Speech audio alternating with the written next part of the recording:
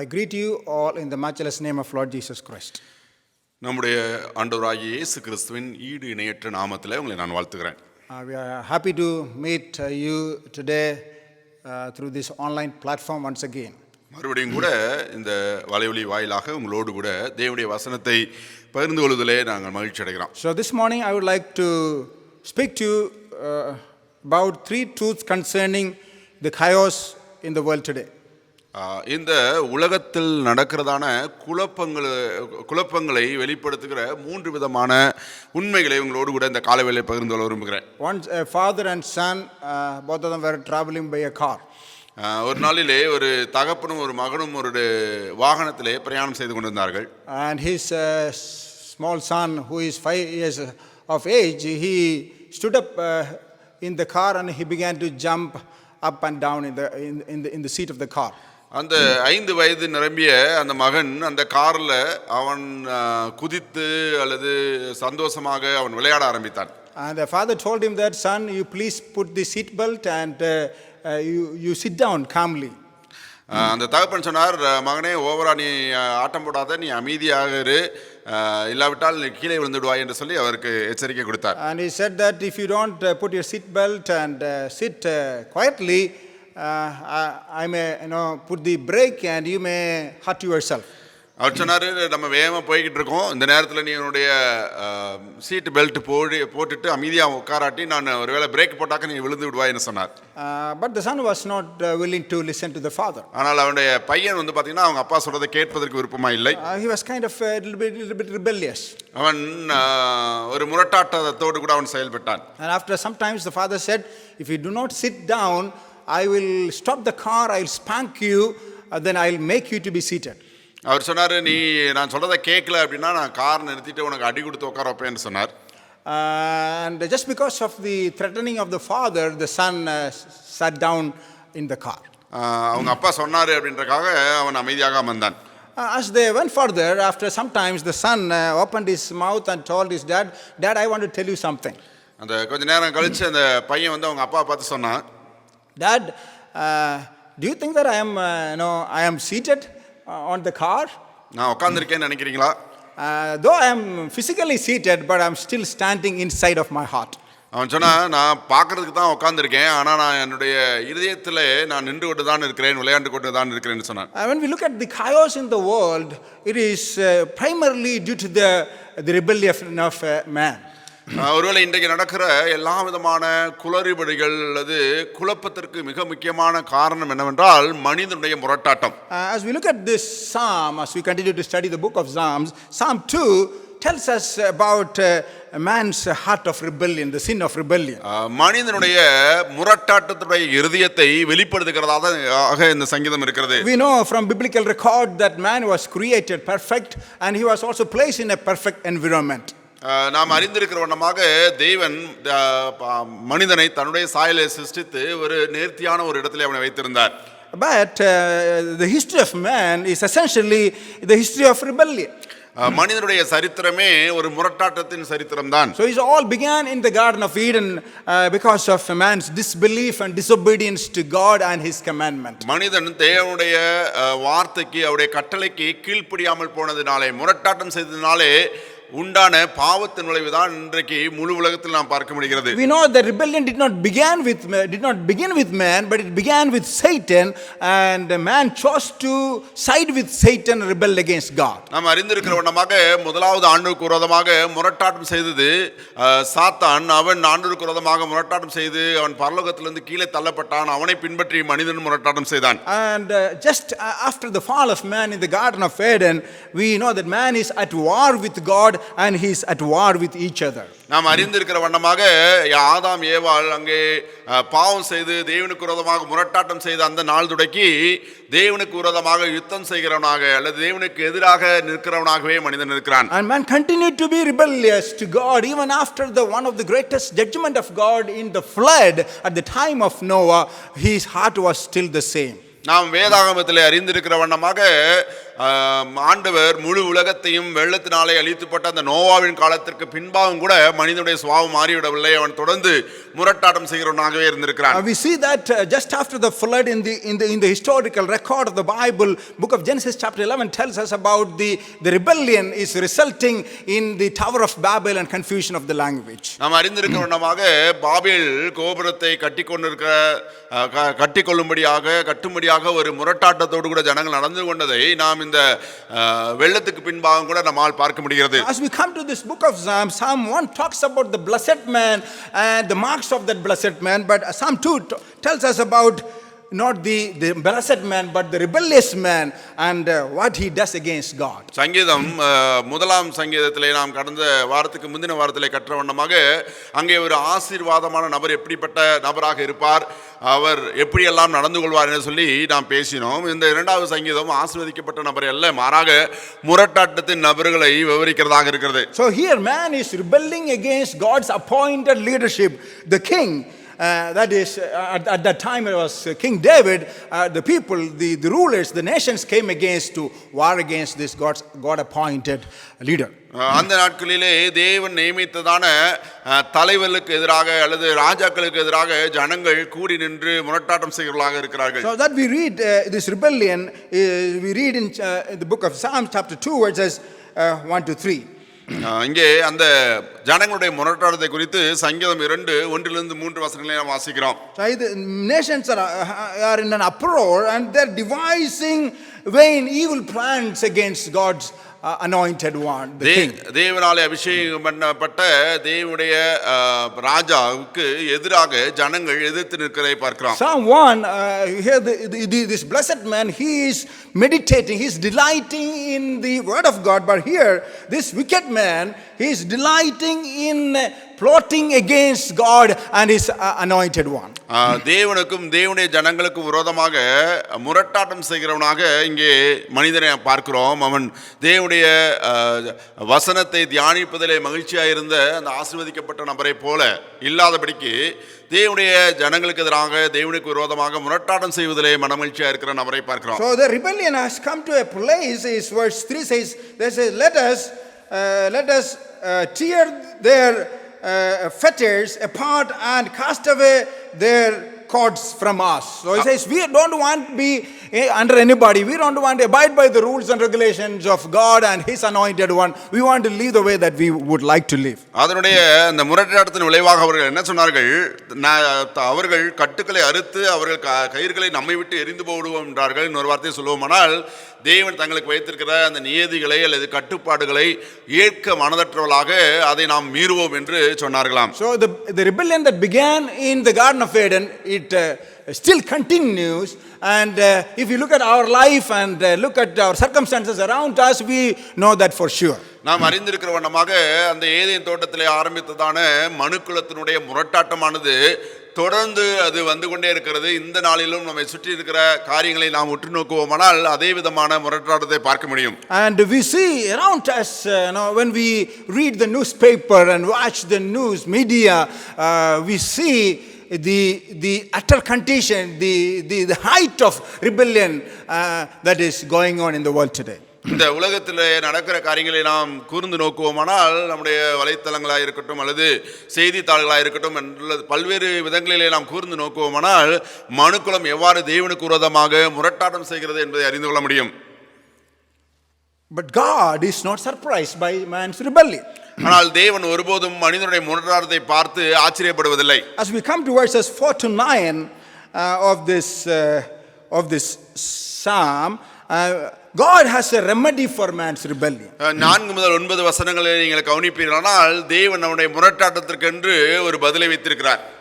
Of course, rebellion causing sin and sickness and pestilence and all those things in the world, but that's not going to be the end of the world. God has his remedy to solve this problem that is in the world. மனிதனுடைய முரட்டாட்டத்தின் விளைவாக இன்றைக்கு பல்வேறு விதமான வியாதிகள், கொள்ளை நோய்கள் அல்லது பிரச்சனைகள் சூழ்ந்திருந்தாலும் கூட ஆண்டவர் இந்த முரட்டாட்டத்திற்கு பதிலாக பிரதியுத்தரமாக ஒரு மேலான ஒரு காரியத்தை வைத்திருக்கிறார். As we look at verse 4 onwards, we find that there is a calmness with God. God is not surprised by the things, the evil things that are going on in the world. இந்த உலகத்திலே ஆண்டவருக்கு விரோதமாக நடக்கிற முரட்டாட்டத்தின் காரியங்களை குறித்து ஆண்டவர் எந்த ஒரு பதட்டமடையாதவராக நாம் இங்கே பார்க்க முடிகிறது. அவர் அதை குறித்து மிகுந்த அமைதியாக இருக்கிறார். Once a fox or a jackal made himself to be the king of the jungle. ஒரு நாள் பார்த்தீங்க அப்படின்னா ஒரு நரி ஒரு காட்டுக்கு தன்னை ராஜாவாக அறிவித்துக் கொண்டதாம். And he went on meeting the smaller animals, threatening them to recognize this jackal as the king over them. ஒருவேளை தன்னை முன்னிறுத்தி அல்லது தான் ராஜா என்று சொல்லி எல்லாருக்கும் தன்னை காட்டிலும் சிறிய மிருகங்களை பார்த்து நான் தான் ராஜா, என்னை எனக்கு மரியாதை கொடுக்க வேண்டும் என்று கேட்டுக்கொண்டது. It went and met with a small rabbit and threatened him that you recognize me, and he said yes jackal, you are the king over us. அந்த தந்திரமான அந்த நரி சொன்னது, நீ ஒருவேளை அங்கிருந்த முயலை பார்த்து சொன்னது, என்னை ராஜாவாக நீ உணர வேண்டும், என்னை ஏற்றுக்கொள்ள வேண்டும் என்று சொன்னது. And then it went to a deer, and the deer also got afraid and said that you are the king over us. அங்கே இருந்ததான மானிடம் போய் சொன்னது, நீ என்னை ராஜாவாக ஏற்றுக்கொள்ள வேண்டும் என்று மிரட்டியது. மானும் பயந்து போய் நான் அப்படியே உன்னை ஏற்றுக்கொள்கிறேன் என்று சொன்னது. So it went on like that, but it was very afraid of going to the lion and projecting himself as the king. ஆனால் அது தன்னை காட்டிலும் பலசாலியா இருந்ததான சிங்கத்தை அல்லது காட்டின் ராஜா என்று அழைக்கப்படுகிறதா சிங்கத்திடம் போய் அவ்வாறு அதால் சொல்ல முடியவில்லை. But finally it went to an elephant and threatened him, saying that do you know who is the king of the jungle? அங்கே ஒரு யானையிடம் சென்று சொன்னது, உனக்கு தெரியுமா அந்த காட்டுக்கு யார் ராஜா என்று கேட்டது. This jackal asked the elephant many times, but there was a calmness with this elephant. It did not even listen to the words of this jackal. அந்த குள்ளநரி பல்வேறு விதமாக இந்த யானையிடம் நான் தான் காட்டுக்கு ராஜா தெரியுமா என்று சொல்லி சொன்ன போதிலும் கூட அந்த யானை அதை ஒரு பொருட்டாகவே மதிக்கவில்லை, கண்டுகொள்ளவே இல்லை. So finally when he went and pestering the elephant kicked him with his leg, and this jackal fell far away. இப்படி சொல்லிக்கொண்டே இருந்த போது அந்த யானை கோபப்பட்டு அதை ஓங்கி உதைத்தது, அது தூரத்தில் போய் விழுந்தது.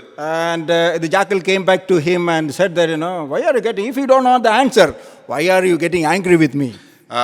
யாரு காட்டுக்கு ராஜான்னு சொன்னா தெரிஞ்சா சொல்லு, இல்லாட்டி சும்மா ஏன் என்னை உதைக்கிறாய் என்று கேட்டது.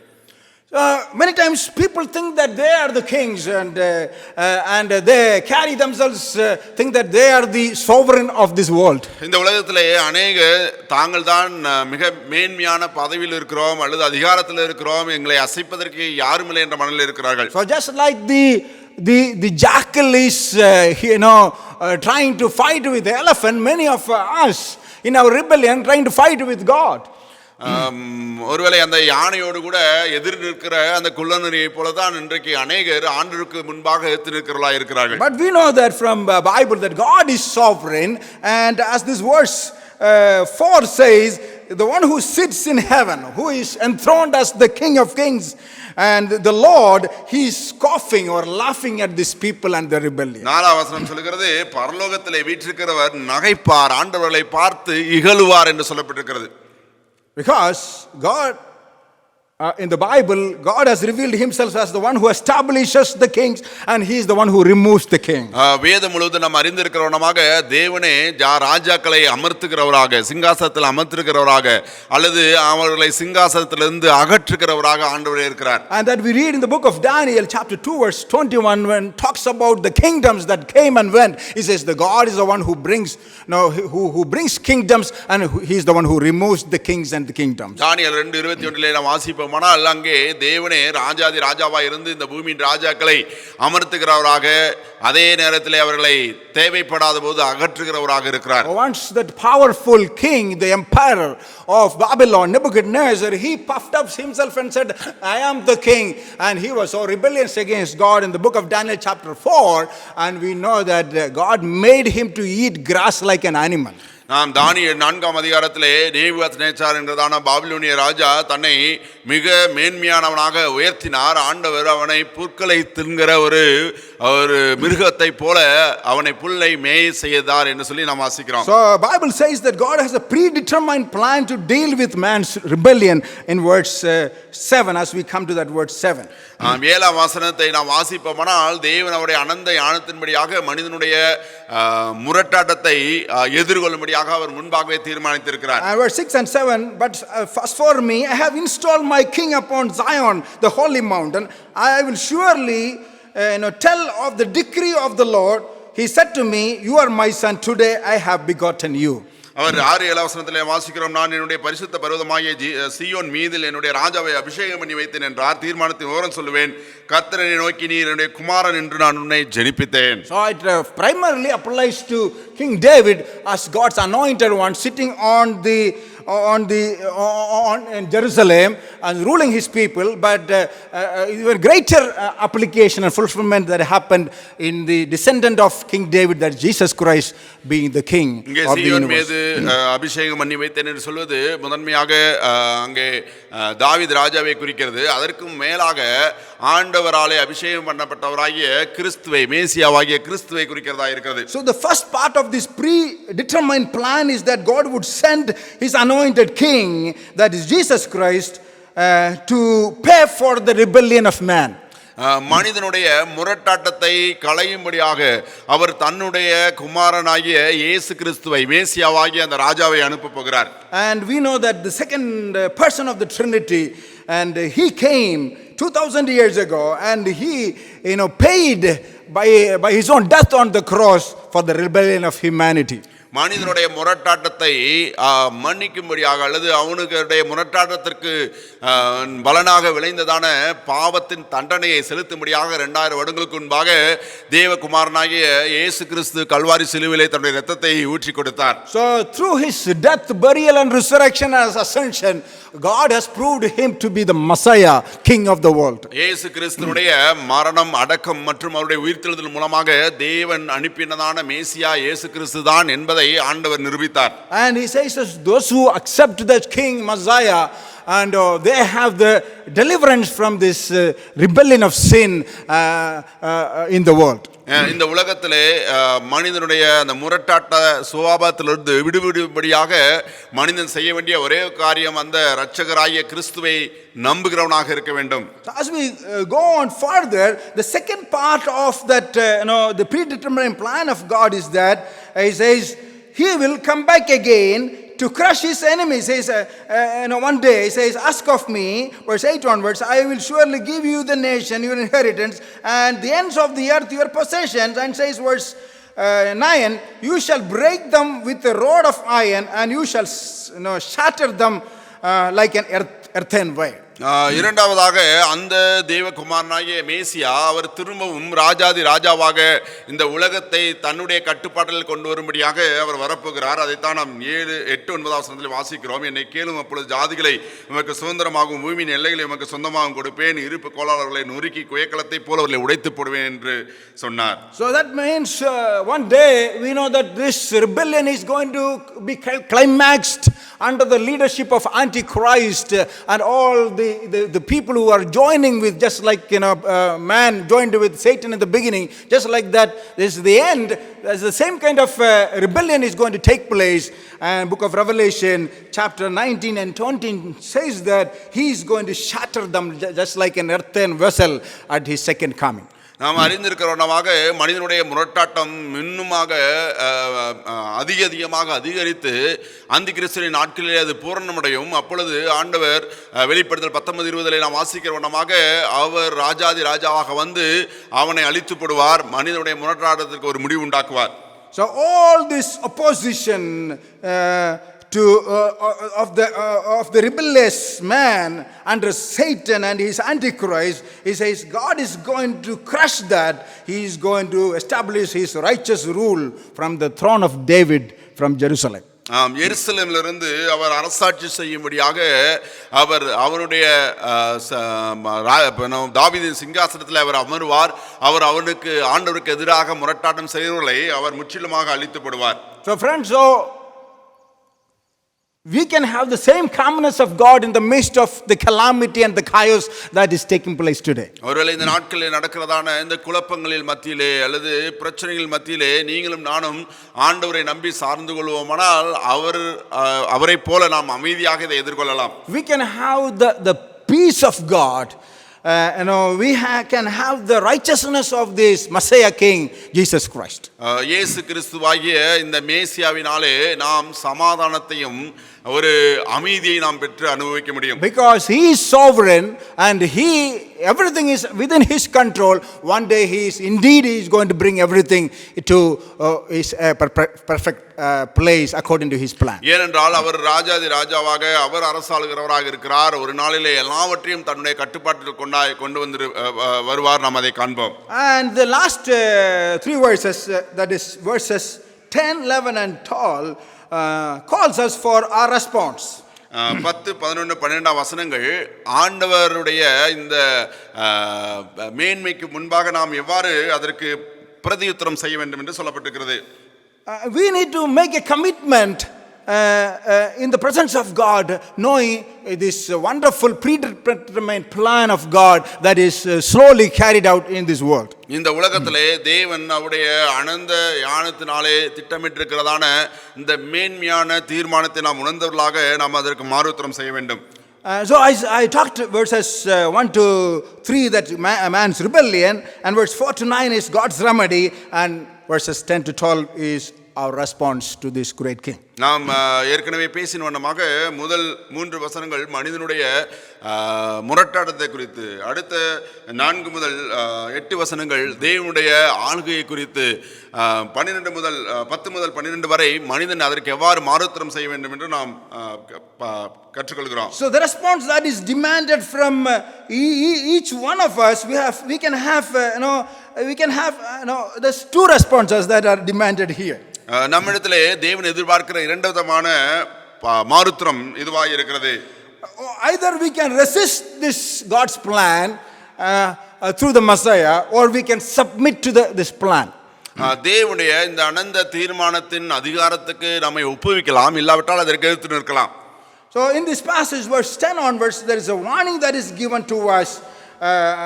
So that warning is that it says, "Now therefore, O kings, show discernment, take warning, O judges of the earth." 10ஆம் வசனத்திலே அங்கே ஒரு எச்சரிக்கை கொடுக்கப்பட்டிருக்கிறது. இப்பொழுதும் ராஜாக்களே உணர்வுடையுங்கள், பூமியின் நியாயாதிபதிகளே எச்சரிக்கையாயிருங்கள். So he says, show your discernment in the right kind of decision that you make. நீங்கள் எடுக்கிற தீர்மானத்திலே ஒரு தெளிவு இருக்க வேண்டும். One is that you can kiss the son, that means you can pay homage to the son, or you can reject the son, that is the Messiah king. ராஜாதி ராஜாவாகிய தேவனுடைய குமாரனாகிய அந்த மேசியாவை நீங்கள் முத்தம் செய்தவரை பணிந்து கொள்ளலாம், இல்லாவிட்டால் அவருக்கு எதிர்த்து நிற்கலாம். So verse 12 tells us about paying homage. Kissing means in the ancient time either kissing at the feet of a king in submission, or kissing the hand of a king in submission, or rejecting him. அங்கே 12ஆம் வசனத்தில் அவரை முத்தம் செய்யுங்கள் என்று சொல்லப்பட்டிருக்கிறது. அது அவருக்கு அடிபணிகிறவர்களாக அவருடைய பாதங்களை முத்தம் செய்வது அல்லது அவருடைய கரங்களை முத்தம் செய்வது, நான் உம்முடையவன், உமக்குரியவன், உமக்கடிமை என்று சொல்கிறதான அந்த அர்த்தத்தோடு கூட சொல்லப்பட்டிருக்கிறது. And as this last verse and the last part ends, he says, if you do that, if you submit yourself completely, what is the blessing? He says, how blessed are those who take refuge in him. There's great blessing in submitting this king. அவ்வாறு நீங்கள் நானும் அவரை பணிந்து கொள்வோமானால் நாம் பாக்கியவான்களாக இருப்போம். So we do not need refuge. No refuge can be from him, and we can find only refuge in him.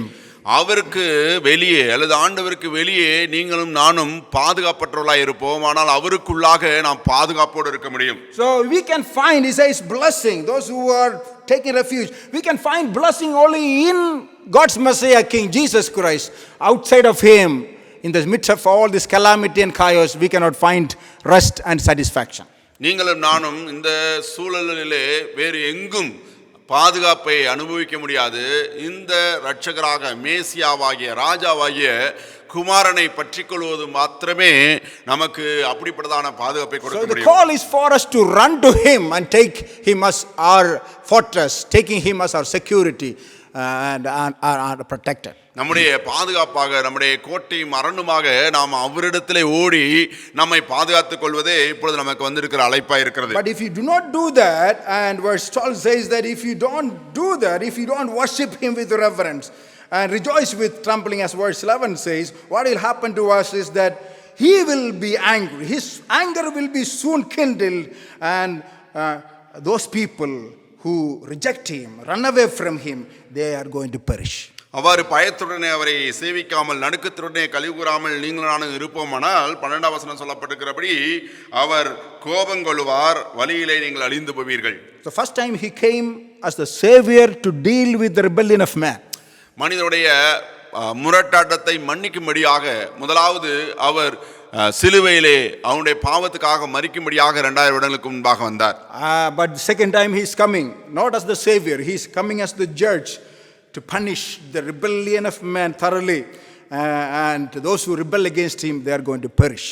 ஆனால் இரண்டாம் முறையாக அவர் ராஜாதி ராஜாவாக மனிதனுடைய முரட்டாட்டத்தை மன்னிக்கிறவராக அல்ல, முரட்டாட்டத்துக்கு பதில் செய்கிறவராக வர இருக்கிறார். So, and our call is to not to run away from Him, but to run to Him.